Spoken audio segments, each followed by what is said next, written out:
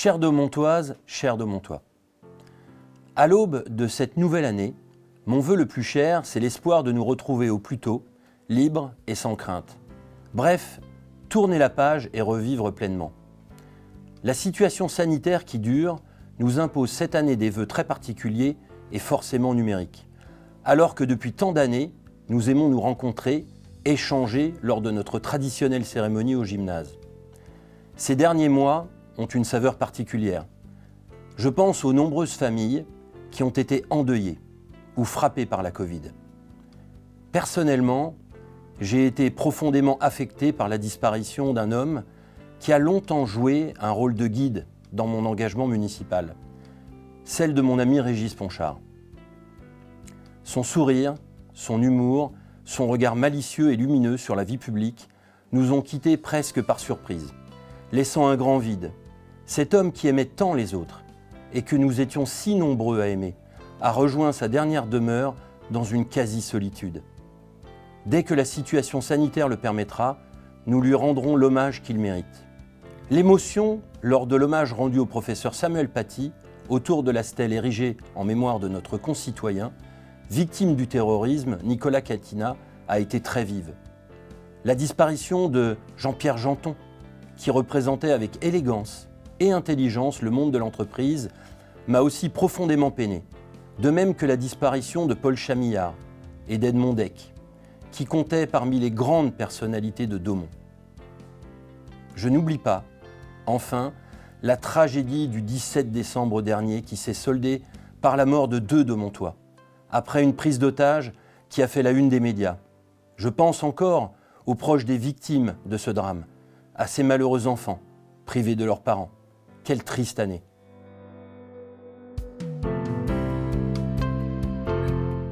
Je suis très fier de la mobilisation exemplaire des forces vives de Daumont face à la crise sanitaire.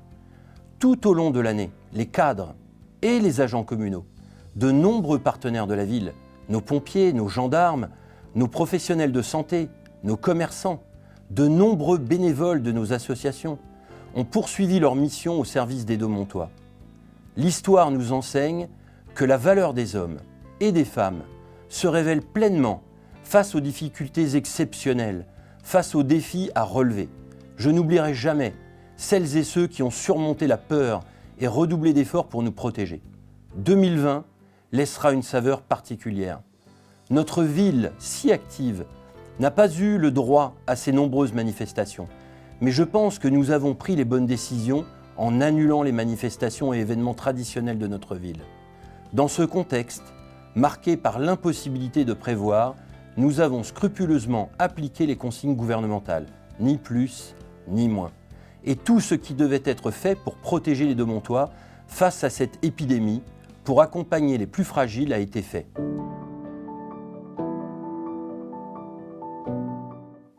Nous avons engagé en 2020 la révision du plan local d'urbanisme, dont l'objectif sera de mieux encadrer le développement de Daumont, en préservant notre identité de ville mixte, à la fois urbaine et rurale, fière de son patrimoine historique et de son authenticité.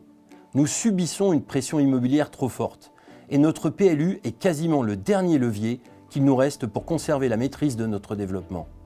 Daumont a largement contribué à l'effort nécessaire en matière de construction de logements au cours des 6 dernières années. Maintenant, il faut impérativement ralentir le rythme, car la commune ne pourrait pas supporter le coût des nécessaires adaptations de ses équipements et services publics.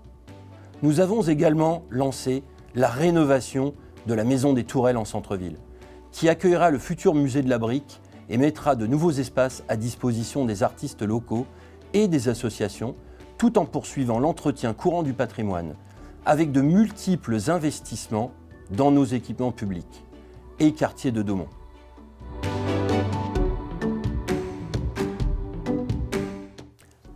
Revenons maintenant sur le cœur de ville.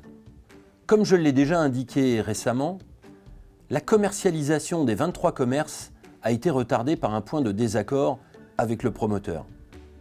Avant de signer l'acte de dation qui rendra la commune officiellement propriétaire de ces locaux, il nous a fallu négocier la rectification de malfaçons avec Bouygues. Cela a pris du temps, jusqu'à la rédaction d'un protocole d'accord qui a été approuvé par le conseil municipal le 10 décembre dernier. Mais nous allons pouvoir enfin faire nos choix d'attribution parmi les nombreux candidats qui ont déjà déposé un dossier. Nous élargirons nos recherches à des franchises nationales, susceptibles d'apporter des commerces et des services complémentaires de l'offre déjà existante. Même si ce n'est pas vraiment une consolation, ce retard aura au moins évité à ces commerçants de lancer leur activité en pleine crise. Parmi nos préoccupations, nous travaillons également sur l'avenir du Leader Price, commerce de proximité très prisé par les Demontois.